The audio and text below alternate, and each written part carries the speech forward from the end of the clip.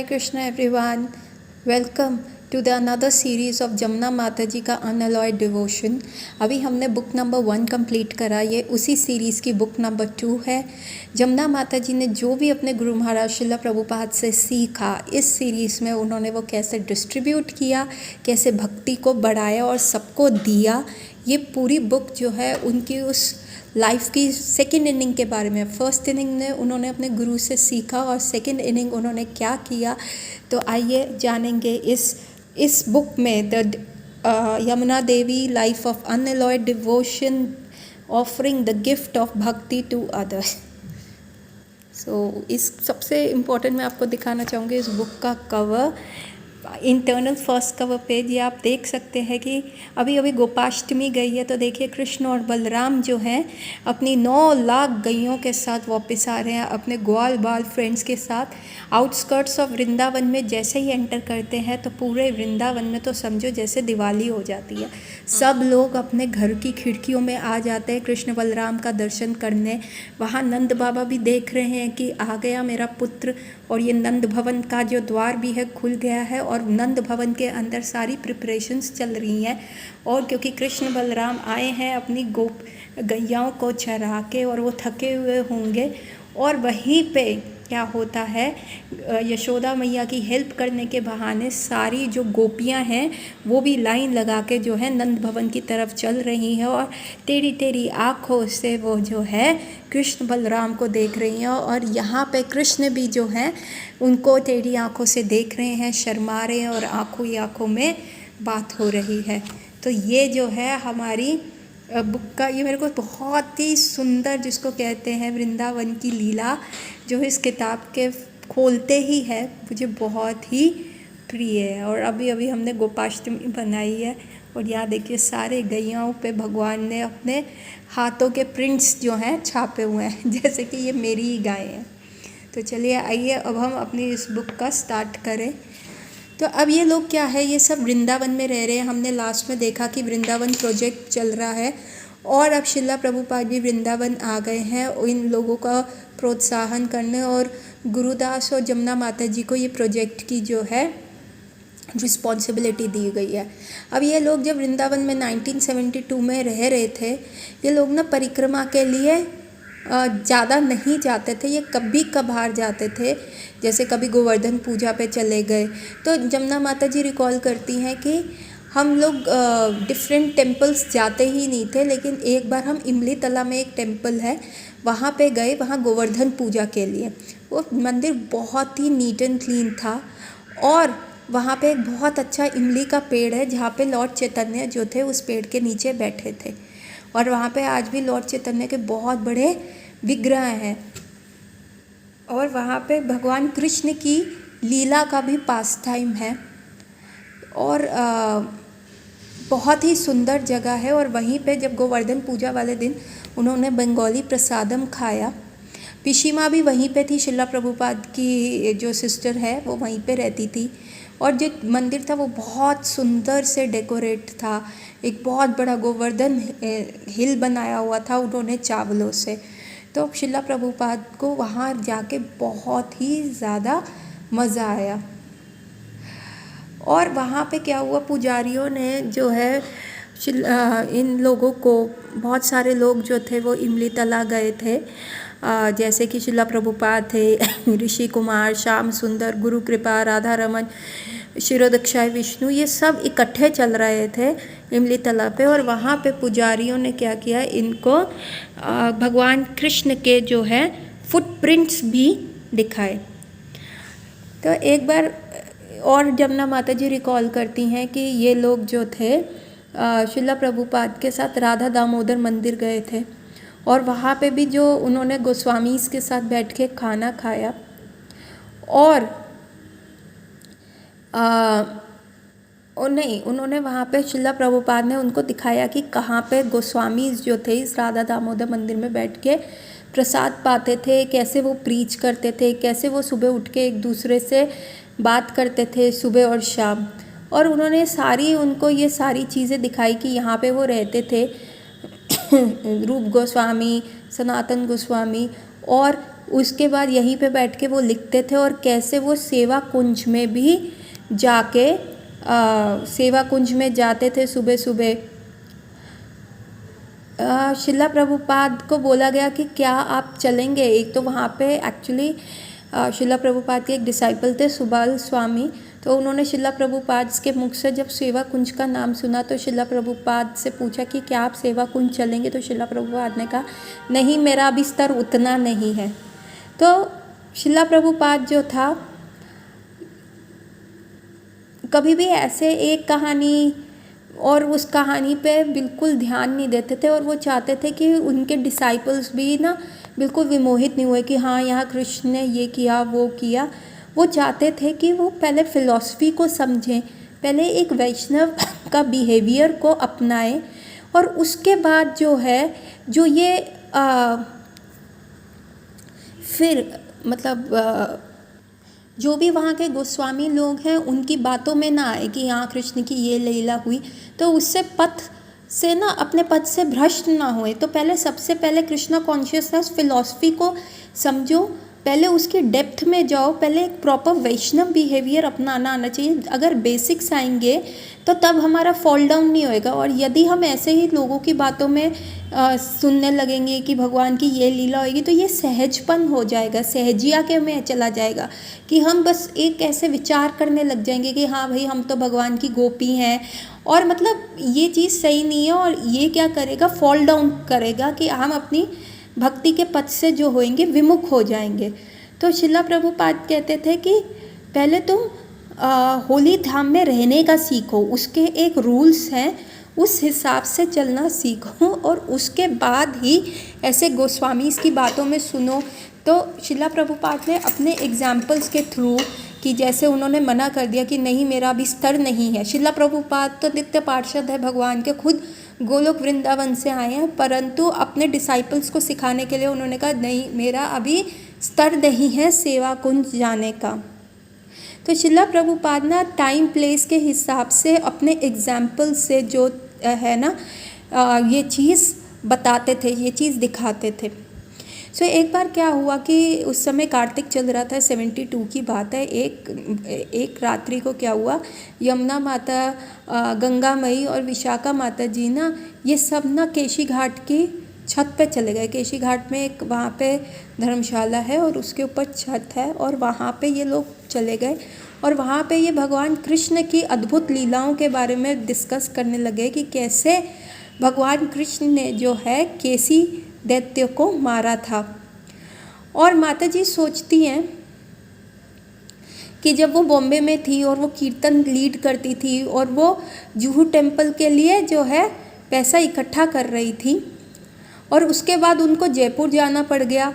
वहाँ पे उन्होंने राधा कृष्ण के डीटीज़ लिए, और वहाँ पे वो राधा कृष्ण के डीटीज़ जो थे वो कृष्ण बलराम टेम्पल में। तो ये सारी चीज़ें जो है ना वहाँ पे पूरा केशी घाट के जो वो धर्मशाला की छत के ऊपर ये सब डिस्कस कर रहे हैं। तो एक्चुअली जो ये डिस्कशन भी था ना, ये इनको कृष्णा कॉन्शियस होने का एहसास दिखाता है कि हर बार कृष्ण के लिए जो है इनके दिमाग में एंजाइटीज़ है, और कृष्ण की लीलाओं का ये स्मरण करते हैं, रादर देन जाके ऐसे बाबा जी लोगों से बहुत ही छुपी हुई रहस्यमयी लीलाएं देखनी, वैसे स्थलों पे जाना और वहाँ पे ऐसे अनुभव करना कि भाई हम तो बहुत उच्च स्तर पे हो गए हैं। तो ये क्या करेगा, फॉल डाउन करेगा। तो ये सारी माता जी जो थी ये शिला प्रभुपाद का ही एग्जाम्पल फॉलो कर रहे थे, क्योंकि शिला प्रभुपाद ना इन लोगों को सब अपने एग्जाम्पल से और चैतन्य लीला से बताते थे, क्योंकि अब ये सारी माता जी इंडिया में आ गई थी, और शिला प्रभुपाद इनको प्रिपेयर कर रहे थे, क्योंकि इंडिया में एक विमेन का अलग एटिकेट्स होता है, वहाँ कैसे चलता है। तो इसलिए शिला प्रभुपाद ना कई बार इनको चढ़ाया भी करते थे। तो एक बार शिला प्रभुपाद इनको चढ़ा रहे थे कि लॉर्ड चैतन्य ने ना कीर्तन रोक दिया, क्योंकि श्रीवास ठाकुर के आंगन में उनको लगा एक विमेन है। तो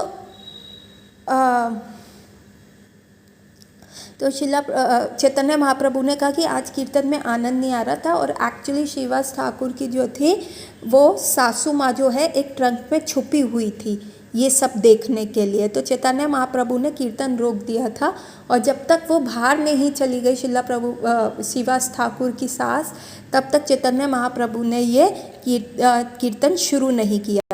बट ये सब प्रिपेयर करते हुए भी ना शिला प्रभुपाद ने कभी डिस्टिंग्विश नहीं किया कि ये मेल बॉडी में है, ये फीमेल बॉडी में है। कई बार वो ऐसी भूलों को भी ओवरसी कर देते थे और वो हमेशा ये सोचते थे, वो सबको एक्सेप्ट करते थे, शिला प्रभुपाद सबको एक्सेप्ट करते थे और वो सोल के बेनिफिट के बारे में सोचते थे। वो डेफिनेटली माता जी इसको सिखाते थे वाया एग्जाम्पल्स, बट लेकिन फिर भी वो इतनी सारी चीज़ें ओवरसी कर देते थे, ऐसा माता जी ने नोटिस किया और उन्होंने बताया। तो शिला प्रभुपाद कभी कभी चिढ़ाने के लिए भी कह देते थे कि चाणक्य पंडित ने भी श्लोक में लिखा है कि कभी भी किसी पॉलिटिशियन पे और किसी स्त्री पे विश्वास ना करो। तो माता जी से पूछते थे जमुना से, तुमको क्या लगता है? तो जमुना माता जी कहती थी, प्रभुपाद मुझे ऐसा लगता है कि विमेन का जो नेचर है ना वो बहुत सारी जगह पे ना कॉन्कर हो जाती हैं और उनका नेचर जो होता है वो स्लिप हो जाता है और श्रीमद् भागवतम में भी ऐसे बहुत जगह डिस्कस किया गया है। तो और फिर जमुना माता जी हंसने लग जाती थी और शिला प्रभुपाद बहुत सीरियसली कहते थे, पर तुम जो है अपने आप को सिर्फ एक स्त्री मत समझो, तुम 100% एक डिवोटी हो। और फिर सब जो होते थे वो हंसना बंद कर देते थे। अब ये क्या होता है, ये ना बॉम्बे के क्रॉस मैदान पंडाल प्रोग्राम एक और ऑर्गेनाइज होता है। ऑफ कोर्स इन लोगों को फंड्स चाहिए और इनको लोगों को प्रचार करना है क्योंकि वृंदावन में भी टेम्पल आ रहा था। तो आखिरी दिन पंडाल का जो था संडे था और बहुत सारे लोग एकत्रित हुए, बहुत संख्या में 10,000 की संख्या में वहाँ पे आए प्रभुपाद का लेक्चर सुनने के लिए। और प्रभुपाद भी व्यास आसन पे बैठ के जो है वो लेक्चर दे रहे थे। तो क्या हुआ, जो बहुत सुंदर विग्रह थे वो वहाँ पे थे, उनको उस पे जो मेन स्टेज था वहाँ पे विग्रह की स्थापना की गई हुई थी और बहुत सुंदर से उसको डेकोरेट किया गया था। और वो प्रोग्राम इतना सक्सेसफुल हुआ कि सारे लोग वहाँ पे उठ के जो थे तालियां बजाते हुए नाच रहे थे और ऐसा लग रहा था एनवायरनमेंट बिल्कुल हल्का हो गया था। और ऐसा नेक्टर ऑफ डिवोशन में भी लिखा है, भक्ति रसामृत सिंधु में भी लिखा है कि यदि हम कीर्तन में अपने हाथ को ताली बजाते हैं तो जितने भी पाप कर्म हमारे हृदय में हैं, चिड़िया के रूप में हमारे हृदय रूपी पेड़ पे बैठे हुए हैं, जैसे ही वो ये ताली की गर्जना सुनते हैं, ताली की आवाज़ सुनते हैं, वो फुड़ करके उड़ जाते हैं। और वहाँ पे भी ऐसा सबको अनुभव हो रहा था, सब ताली बजा के नाच रहे थे और एनवायरनमेंट ऐसा लग रहा था कि सबके जो पाप कर्म हैं वो जाते जा रहे हैं। अब जब ये पंडाल प्रोग्राम सक्सेसफुल हो गया तब शिला प्रभुपाद ने यमुना माता जी और गुरुदास को कहा कि अब तुम जो है वृंदावन की सर्विस पे लग जाओ। और शिला प्रभुपाद ने उनको कहा कि आप ना न्यू दिल्ली जाओ और वहाँ पे तेजस दास और उनकी वाइफ मदिरा को हेल्प करो कि वो दिल्ली में भी टेम्पल बनाए। और जो दिल्ली में बड़ा मंदिर है, जो श्री श्री राधा पार्थसारथी का मंदिर है, उनके विग्रह लाने में भी जमुना माता जी का हाथ है। और वो भी जो मूर्ति थी वो पांडे मूर्ति कला केंद्र जो जयपुर में थे वहीं से कार्व होके आई थी। जमुना माता जी ने बहुत पावरफुल फ्रेंड्स दिल्ली में बनाए हुए थे, जैसे डॉक्टर चंद्रा जो कि ऑनरी मेंबर थे पार्लियामेंट के और जिनका बहुत बड़ा हाथ था इस्कॉन के ऊपर से CIA की धब्बा हटाने का। सो माता जी जो थी अपनी फ्रेंड जो दिल्ली टेम्पल के प्रेसिडेंट थे उनकी वाइफ मदिरा के साथ उनकी बहुत अच्छी फ्रेंडशिप थी। और वो जब भी दिल्ली आती थी तो ये लोग कैचअप करते थे कि क्या हो रहा है इनकी डिवोशनल लाइफ में, और ये बहुत अच्छे से जो है डिस्कस करते थे और ये बहुत अच्छे बडीज़ हो गए थे।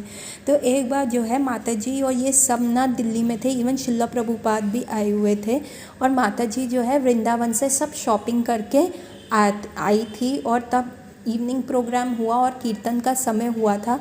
तब मदिरा माता जी जो थी वो मृदंग को बहुत अच्छे से बजाती थी और शिला प्रभुपाद ने जमुना माता जी को कहा कि अब आप कीर्तन लीड करो। और जो मदिरा माता जी थी उन्होंने मृदंग बजाना शुरू किया और उस दिन वैसे वो बहुत अच्छा मृदंग बजाती थी, लेकिन उस दिन उन्होंने इतना अच्छा बजाया, आउट ऑफ द वर्ल्ड बजाया। इवन जमुना माता जी जो थ्रू आउट कीर्तन में अपनी आइज़ को क्लोज रखती थी, उन्होंने भी आइज़ खोल के देखा कि माता जी कितना अच्छा बजा रही हैं। और वहाँ पे जब उन्होंने शिला प्रभुपाद को देखा तो शिला प्रभुपाद एकटक उनको देख रहे थे और करताल बजा रहे थे और इतना अप्रिशिएट कर रहे थे कि उनके डिसाइपल्स कितना अच्छा कर रहे हैं। और वो हेवनली जो उन्होंने उस दिन मृदंग बजाया, वो जमुना माता जी को आज तक याद है। माता जी अपने विजिट्स में से एक और स्टोरी बताते हैं युवराज ऑफ अलवर की।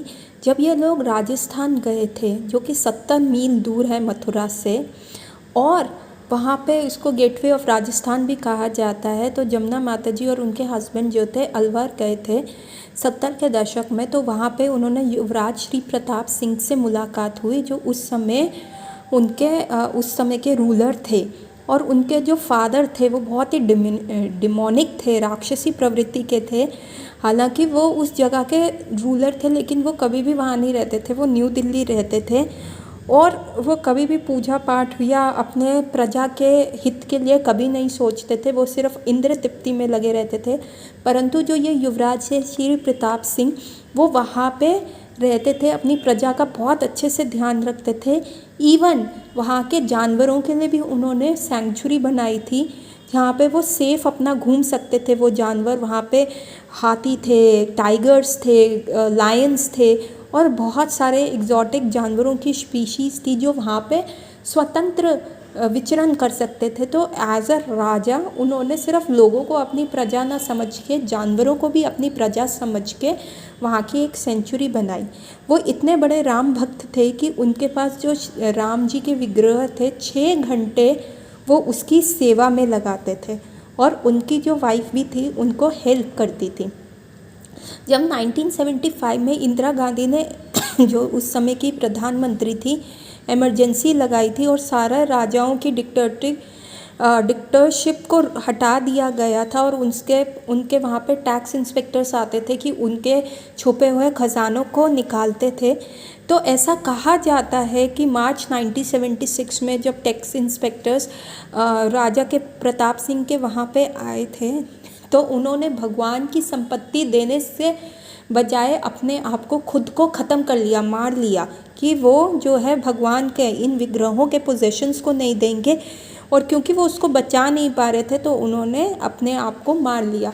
वो इतने प्रतापी राजा थे कि जिस लैंड में, राजस्थान जो होता है वो सूखे के लिए माना जाता है, वहाँ पे ड्रॉट रहता है, सूखा रहता है, लेकिन उस पूरे सूखे के बीच में जहाँ पे राजा प्रताप सिंह रूल करते थे, जो उनकी लैंड थी, वहाँ पे हर साल जो है बारिश आती थी। तो सारे पॉलिटिकल लीडर्स में से इन राजा प्रताप सिंह ने माता जी को बहुत ज़्यादा इंस्पायर किया। यहाँ पे आप देख सकते हैं राजा के राम जी और सीता मैया के विग्रह।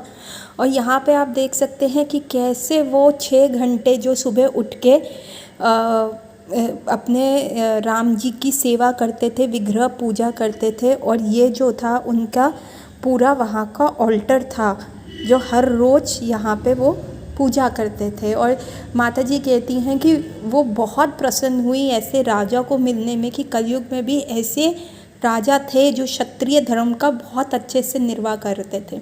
उसका एक और उदाहरण माता जी ने दिया कि जब हम वहाँ पे रह रहे थे तो एक अर्ली मॉर्निंग जब मैं उठी तो मैंने देखा कि मेरे कमरे के बाहर एक लायन का बच्चा और एक कुत्ते का बच्चा दोनों इकट्ठे खड़े हैं और दोनों एक दूसरे के साथ हैं। तो आप देख सकते हैं कि जो राजा इतने अच्छे से धर्म के हिसाब से रूल करता है, वहाँ पे इतनी हार्मनी रहती है कि एक लायन और एक कुत्ता दोनों ही इकट्ठे रेज होते हैं और दोनों में भी जो है शत्रुता नहीं है, एनिमिटी नहीं है, बट एक फ्रेंडली भाव है। तो ये दिखाता है कि उस राज्य का जो राजक है, जो प्रजापालक है, वो कितना ही धार्मिक है। इवन एक बार ये ड्राइंग रूम में बैठी हुई थी, उन राजा के राज रिसेप्शन रूम में बैठी थी और वहाँ पे भी एक लायन जो है फुल ग्रोन, बहुत बब्बर शेर आके रिसेप्शन में दूसरी तरफ बैठ गया एकदम शांति से और वहाँ पे लोग बैठे हुए हैं। तो ये दिखाता है कि कैसा मतलब ये एक चमत्कार से कम नहीं है कि एक कार्निवोरस एनिमल के साथ जो है ह्यूमंस बैठे हुए हैं।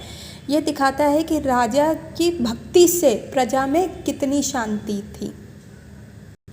माता जी एक और किस्सा बताती हैं तमाल वृक्ष का। यदि आप लोग कृष्ण बलराम टेम्पल वृंदावन गए होंगे तो वहाँ आप देखेंगे बिल्कुल ऑल्टर के सामने एक तमाल का वृक्ष है। तो ये उस समय का था और शिला प्रभुपाद चाहते थे कि इस तमाल वृक्ष को काट दिया जाए। जमुना माता जी याद करती हैं कि कैसे वहाँ पे मुस्लिम वर्कर्स जब काम करते थे तो वो एक टोकरी टांग दिया करते थे और अपने बच्चों को उसके अंदर सुलाया करते थे। तो शिला प्रभुपाद चाहते थे कि ये तमाल वृक्ष को काट दिया जाए क्योंकि ये वेस्टर्न डिसाइपल्स है और ये एक पायस पेड़ है और इन लोगों को आएगा नहीं उसकी केयर करना।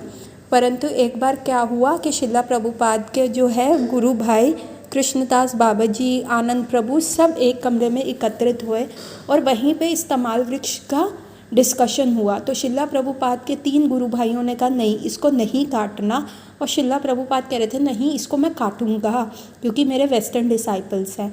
और फाइनली उस डिस्कशन के बाद ये डिसाइड हुआ कि वो तमाल वृक्ष कटेगा नहीं। शिला प्रभुपाद कहते हैं कि कैसे ये जो तमाल वृक्ष जो है को श्रीमती राधा रानी जो है आलिंगन करती हैं, कृष्ण का रूप समझ के, रंग समझ के आलिंगन करती हैं। तो इस तमाल वृक्ष को हमें उतने ही भाव से सर्व करना चाहिए क्योंकि ये श्रीमती राधा रानी को प्रेजेंट करता है। और शिला प्रभुपाद ने कहा कि इसके अराउंड एक पेमेंट बना दो, एक ऊंचा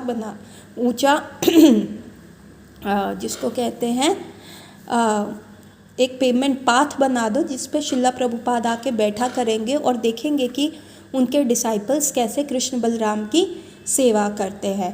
और उन्होंने कहा कि इस तमाल वृक्ष के सराउंडिंग में एक तुलसी जी भी रखो। अब ये लोग क्या है, कृष्ण बलराम टेम्पल के लिए विग्रह ढूंढ रहे हैं कि कौन कौन से विग्रह वहाँ पे स्थापित किए जाएंगे। क्या होता है, उस समय मालती माता जी ने ना विग्रह ढूंढे होते हैं वो, पर लेकिन हैम्सबर्ग मंदिर के लिए 5 फीट के राधा कृष्ण के जो है विग्रह उन्होंने ढूंढ लिए होते हैं। परंतु शिला प्रभुपाद कहते हैं नहीं, इनको वृंदावन लेके आओ। ऑल्दो मालती माता जी का बड़ा हार्ट ब्रेक होता है क्योंकि उन्होंने हैम्सबर्ग टेम्पल के लिए देखे होते हैं, परंतु अपने स्पिरिचुअल मास्टर का, अपने गुरु महाराज का ऑर्डर को उन्होंने एक्सेप्ट कर दिया क्योंकि शिला प्रभुपाद कभी भी ऐसा ऑर्डर दे देते थे। और क्या हुआ, एक आर्किटेक्ट थे सौरभ दास, उनको हायर किया गया था, उनको दिल्ली से बुलाया गया था और उनको बताया गया था कि तुमने ड्राइंग्स बनानी है कि मार्बल का मंडप जो होगा वो कैसा होगा जहाँ पे विग्रह स्थापित किए जाएंगे। तो इन लोगों ने क्या किया था कि अभी पूरा टेम्पल का डिज़ाइन भी फाइनलाइज नहीं हुआ था, लेकिन इनका आइडिया था कि एक बार विग्रह का मंडप तैयार हो जाएगा तो पूरा मंदिर जो है उसके सराउंडिंग में बिल्ड कर दिया जाएगा। और इसी को मद्देनज़र रखते हुए इन्होंने उतनी ज़मीन भी खोद ली थी जहाँ पे विग्रह का ऑल्टर जो होगा स्थापित किया जाएगा। परंतु शिला प्रभुपाद का था कि वो चाहते थे कि पंच तत्व जो कृष्ण बलराम की जगह वहाँ पे गौर निताई की जगह वहाँ पे पूरे पंच तत्व हों और साथ में सामने उनकी और भक्ति सिद्धांत सरस्वती ठाकुर की मूर्ति जो हो वहाँ पे बैलेंस हो, और जो है अष्ट सखी होए, राधा कृष्ण के साथ पूरी अष्ट सखियाँ हो वहाँ पे, और वो 7-7, 8-8 फीट टॉल हो और इतना बड़ा मतलब भव्य मंदिर निर्माण हुए। परंतु ये हो नहीं सकता था क्योंकि इवन सौरभा भी चाहते थे कि मंदिर का थोड़ा सा डिज़ाइन चेंज हो, परंतु ये हो नहीं सकता था क्योंकि ऑल्टर जहाँ पे होगा वहाँ की जगह ऑलरेडी खुद गई थी।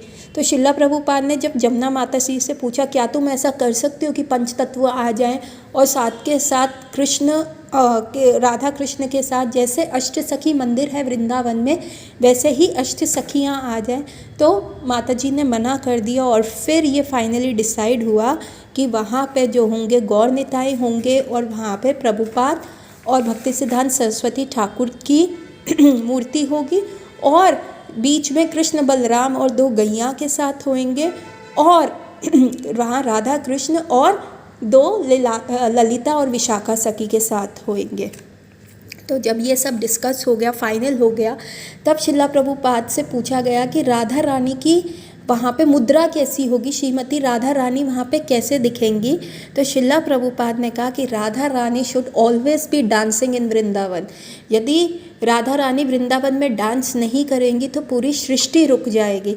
तो शिला प्रभुपाद ने दिखाया कि कैसे अपना चेहरा थोड़ा सा टिल्ट किया कि जैसे वो कृष्ण को देख रही हैं। उनका राइट हैंड जो है एल्बो से बेंट है और उनका इंडेक्स फिंगर और जो थंब है वो मीट कर रहा है और बाकी 3 फिंगर्स जो हैं खुली हैं। और लेफ़्ट हैंड जो है उनका हल्का सा एल्बो हिप से थोड़ा सा बेंट है और जो पाम है राइट हैंड का वो अपवर्ड फेसिंग है और लेफ़्ट हैंड का पाम जो है नीचे है और वो भी वैसे ही है कि थंब और इंडेक्स फिंगर जो है मीट कर रही है। इस प्रकार से थंब और इंडेक्स फिंगर उनकी मीट कर रही है और ये लेफ़्ट हैंड का पोज है और ऐसे करके थंब और इंडेक्स फिंगर जब पाम ऊपर है तो वो राइट हैंड का पोज है। ऐसा शिला प्रभुपाद ने कहा कि Shrimati Radha Rani should always be dancing in Vrindavan. और ऐसे ही ये विग्रह जो है स्थापित किए गए और कृष्ण जो थे वो ब्लैक मार्बल में थे और श्रीमती राधा रानी जो थी उनका जो कलर था वो सिंदूरी पाउडर और हींग पाउडर को मिल्क में मिक्स करके वैसे वाले कलर की श्रीमती राधा रानी हुई। शिला प्रभुपाद ने ये लोग सारी फ़ोटोग्राफ्स ले गए शिला प्रभुपाद की भी, क्योंकि शिला प्रभुपाद की भी मूर्ति बननी थी। तो एक बार शिला प्रभुपाद जो है मसाज करा रहे थे तो विशाखा माता जी ने उनकी बहुत सारी फ़ोटोग्राफ्स ली, क्लोज़अप लिया, राइट लिया, लेफ़्ट अप डाउन, क्योंकि मूर्ति वाले को उनको भेजना था। और वो कैमरा जो है वो खो गया, उसकी फ़र्स्ट रील खो गई। फिर भी जितनी फ़ोटोग्राफ्स थी ये सब मूर्ति वाले को जयपुर में लेके गए। शिला प्रभुपाद बताते हैं श्रीमती राधा रानी जो है वृंदावन में डांस कर रही हैं और वो कृष्ण के लिए बहुत अच्छा भव्य खाना बनाती हैं और वो इतने समय से उनके लिए बना रही हैं कि मतलब एटर्नल टाइम से बना रही हैं और आज तक एक भी डिश जो है रिपीट नहीं हुई। शिला प्रभुपाद ने माता जी को भेजा कि तुम जाओ राधा रमन टेम्पल में जाके सीखो कि वहाँ की कैसे जो पूजा पद्धति कैसी है, वैसे ही हम जो है यहाँ पे फॉलो करेंगे अपने। इवन जो राधा श्याम सुंदर हैं, जो कृष्ण श्याम सुंदर फॉर्म में है, उनका बॉडी जो है पूरा विग्रह है वो राधा रमन के ऊपर बेस्ड है। और जो श्रीमती राधा रानी है उनकी जो फ़ोटो है वो जो जब माता जी मद्रास गई थी वहाँ पे रही थी और एक जिनके घर वो रही थी उनकी श्रीमती राधा रानी की फ़ोटोग्राफ के ऊपर वो उन्होंने वहाँ पे खींची थी और उनके विग्रह को जब ड्रेस भी दी थी तो वो फ़ोटोग्राफ के ऊपर श्रीमती राधा रानी वृंदावन की उनका विग्रह वहाँ पे है। तो माता जी जो है राधा रमन मंदिर गई, वहाँ पे उन्होंने हरि गोस्वामी से सीखा और स्पेशली वहाँ के पद्मनाभ गोस्वामी ने तो उनकी बहुत हेल्प करी। और ये जो डीटी प्रोसीजर था विग्रह सेवा का था वो 400 वर्ष पुराना था, जो आज तक वो पद्धति फॉलो हो रही थी। अब ये सब सीखने, ये सब प्रिपेयर हो रहे हैं और सब जयपुर चले गए जहाँ पे पांडे मूर्ति कला केंद्र पे मूर्तियों को बनाने का ऑर्डर दिया गया था और ये सब वो फ़ोटोज़ लेके उस कला केंद्र में चले जाते हैं। तो ऐसे ऐसे वहाँ पे स्केचेस थे। इवन वहाँ पे इनिशियली जो जमुना माता जी अकेले इस प्रोजेक्ट पे काम कर रही थी और फिर क्या हुआ, भद्रराज और रुक्मणी देवी जो थे वो भी वृंदावन आए और शिला प्रभुपाद ने भद्रराज प्रभु को भी इस कार्य में एंगेज कर दिया। और एक बहुत ही टैलेंटेड आर्टिस्ट थे और उन्होंने कृष्ण बलराम के विग्रह बनाए और कैसे वो वाइट गैया का मार्बल्स होगा। तो एक्चुअली डिसाइड हुआ कि जो है अब 12 मूर्तियाँ बनेंगी, एक गौरनिताय की और वहाँ पे भक्ति सिद्धांत सरस्वती प्रभुपाद और शिला प्रभुपाद की, बीच वाले ऑल्टर में कृष्ण बलराम आएंगे और साथ में क्या होगा, 2 गैया होंगी वाइट मार्बल में और तीसरे ऑल्टर में राधा श्याम सुंदर के साथ ललिता और विशाखा देवी के अर्च विग्रह होंगे। और फर्स्ट टाइम वहाँ पे जो था छोटे अष्ट धातु के भी छोटे विग्रह बनाए जाएंगे और उनका ऑर्डर जो दिया गया नंद किशोर मूर्तिवाला को दिया गया वृंदावन में। और डीटीज़ के श्रृंगार और कपड़ों का जो था ललित प्रसाद टेलर थे वहाँ पे, जिनसे जमुना माता जी भी अपने विग्रहों के कपड़े सिलवाती थी। उन्हीं के पास गया और जब शिला प्रभुपाद ने वो बिल देखा तो उन्होंने कहा आज से हमारे डिवोटीज़ जो हैं भगवान के वस्त्र जो है सिला करेंगे, हम ही ये सर्विस करेंगे, हम इसको बाहर आउटसोर्स नहीं करेंगे। तो यहाँ पे आप देख पा सकते हैं कि कैसे माता जी ने पूरा हिसाब बनाया कि जो जो मूर्तियाँ जाएंगी मार्बल की राजस्थान के कला केंद्र जयपुर से, अष्ट धातु के नंद किशोर मुकुटवाला से जो वृंदावन में आएंगे, 42 इंची के गौर निताय वाइट मार्बल में आएंगे जो 5,000 रुपये के, कृष्ण बलराम वाइट मार्बल में 4,000 के, राधा कृष्ण वाइट मार्बल में 4,000 के, शिला प्रभुपाद के वाइट मार्बल में जो 30 इंच के होंगे वो 3,600 के, शिला प्रभुपाद वाइट मार्बल में मतलब भक्ति सिद्धांत सरस्वती ठाकुर 4,000 रुपये, और 14 इंच की मॉडल्स ऑफ ऑल अबव मूर्तिज़ जो थे वो पूरे 1,000 के। तो अष्ट धातु के जो gold, iron, silver, mercury, copper, zinc, lead, शीशा, ये सारे जो आइटम्स थे ये 425 रुपीज़ में, small amount of first 4 metals. और फिर कैसे उनके सिंहासन जो थे वो 15,000 रुपये के। उस समय ये 1970 की बात है, ये आज की बात मत समझिए, उस समय ये बहुत बड़ा अमाउंट हुआ करता था। कैसे सिंहासन का सिल्वर पोर्शन, वुडन सिल्वर, कैसे 25,000 का टोटल 75,000 का टोटल पड़ेगा। शिला प्रभुपाद का व्यास आसन 23,000 का, जिसमें चेयर, अम्ब्रेला, स्टेयर्स होंगे। तो ये सारे जो मेजरमेंट्स थे डीटी रूम के, डोरवेज, डीटी सीलिंग के, मंडप के, ये सब जो है माता जी ने बनाए हुए थे कि, और नोट्स फॉर ऑर्डरिंग इन जयपुर की कैसे विग्रह होने चाहिए, उनका ब्रॉड फोरहेड होना चाहिए, कानों में छेद होने चाहिए, नाक में छेद होना चाहिए उनके, ताकि वो ज्वेलरी पहना सकें। राधा रानी 3 इंच जो है शॉर्टर होनी चाहिए, लेग्स और आर्म सेपरेट होने चाहिए ताकि थोड़े उनको कपड़े प्रॉपरली पहनाए जाए। फ्लूट जो होनी है straight across with good holes होनी चाहिए, मतलब जो भगवान की मुरली है वो प्रॉपर होनी चाहिए और उसमें प्रॉपर होल्स होने चाहिए। कृष्ण जो है 3 कर्व्ड पोज में हो, मतलब त्रिभंगा फॉर्म में हो, राउंड फेस हो, राउंड आइज हो, चिन, नोज सब ये राउंड हो, एकदम फाइन आर्म्स और हैंड हो कि एक एक फिंगर उनकी अलग से दिख रही हो, और उनकी थिन लॉन्ग वेस्ट हो, उनकी कमर बहुत पतली। आपने कोई ज्वेलरी नहीं लगानी, कोई हेयर नहीं लगाने, कोई क्लोथ्स उन विग्रहों के ऊपर नहीं कार्व करने, और knob on top on base of head, मतलब एक ऊपर सर पे नॉब हो ताकि उनके हेयर्स को वहाँ पे फिक्स किया जा सके।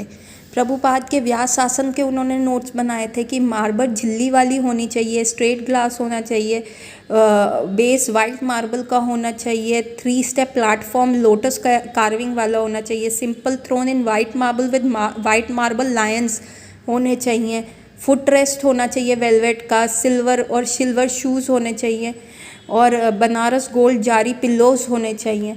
तो ये सारे नोट्स उन्होंने ड्रेसेस के लिए बनाए थे कि कैसे कृष्ण का पजामा ट्यूनिक होगा, बेल शेप्ड होगा, और श्रीमती राधा रानी की स्कर्ट होगी, और सिल्वर ज्वेलरी, गोल्डन कैसे, पर्पल, सब उन्होंने ये सारे नोट्स बनाए थे। स्कर्ट, ब्लाउज कैसा होना चाहिए, कैसा कपड़ा होना चाहिए, सैटिन का, सिल्वर सीक्वेंस का, फ्लोर लेंथ की शॉल होनी चाहिए।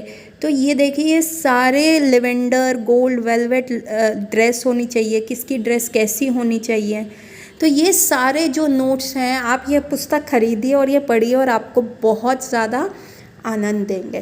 तो इतना सारा वहाँ पे वृंदावन में कार्य कर रहे थे ये डिवोटीज़, फुट पे खड़े थे। बहुत सारे डिवोटीज़, इतनी ऑस्टेरिटीज़, इतनी तपस्या, इतनी सेवा देख के तो कुछ तो मतलब कुछ तो बिल्कुल अपना जिसको कहते हैं ना कॉन्फिडेंस खो दिया, कुछ वापस चले गए, कुछ चले गए कि नहीं हमसे नहीं हो पाएगा, कुछ बीमारी के उसमें आ गए, बीमारी के अंडर आ गए, और कुछ इतनी गर्मी को और इतनी स्लो प्रोग्रेस को, क्योंकि पैसा था नहीं, ये डिफ़िकल्टी से इधर उधर फंड कलेक्ट करने जाते थे। तो इनको बहुत ज़्यादा जो था वो रिस्ट्रिक्शन फील हो रहा था।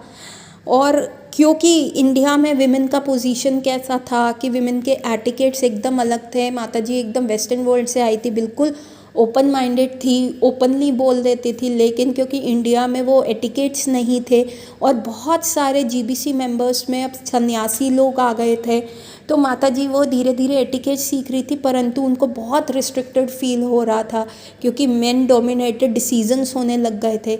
इवन जबकि शिला प्रभुपाद ने माता जी को बोला था कि तुम मेरे को प्रोजेक्ट के लिए डायरेक्टली लिख सकती हो, लेकिन माता जी फिर भी रिस्ट्रेन करती थी अपने आप को। कभी वो मंथ में एक बार लिखती थी और कभी कभार वो बोल भी नहीं पाती थी। इतने सारे मेन जो आ गए थे इस मिशन के अंदर और जिनको शिला प्रभुपाद ने अपॉइंट किया था, और वो विमेन बॉडी को जैसे कि शिला प्रभुपाद शुरू में सिखा रहे हैं माता जी को कि कैसे अपने आप को रिस्ट्रिक्ट करना पड़ेगा, कैसे वो करना पड़ेगा। तो यहाँ माता जी बहुत अनकंफर्टेबल फील कर रही थी, एनवायरनमेंट उनको बहुत टॉक्सिक लग रहा था क्योंकि इतनी ऑस्टेरिटीज़ तपस्या थी और ये फॉरेन बॉडी में लोग इन्होंने कभी ऐसा देखा नहीं था, तो इन आपस में थोड़ी लड़ाई मतभेद होने शुरू हो गए थे।